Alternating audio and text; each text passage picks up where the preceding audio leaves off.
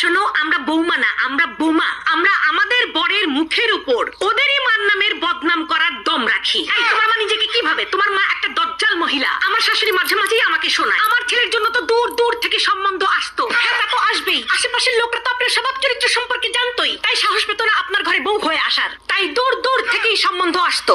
ননদ হচ্ছে ডিরেক্টর আর শাশুড়ি হচ্ছে অ্যাক্টর। ননদ ফোনে ফোনে ডিরেকশন দেয়, শাশুড়ি লক করে।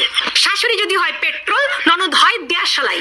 তবে ঢোল তবলা বাদক স্বামী হয়। যার কথাই শুনবেন ফাঁসবেন তো ওই মালটাই। প্রত্যেকটা শাশুড়ি বলবে, ওম্মা এটাও শিখে আসো নাই, ওম্মা তোমার মা এটাও শেখায় নাই। শোনেন, ওটা আমার বাপের বাড়ি, কোনো স্কুল না। আবার শিখে ফেলে দিলে এটাও বলবে, আমরা তো এরকম করি না, আমাদের তো এরকম হয় না, এটা রান্না হয়েছে, এই ছিরি এটাও পারো না।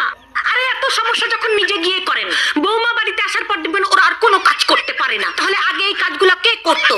আমি বুঝি না, উনি শাশুড়ি নাকি স্কুলের প্রিন্সিপাল?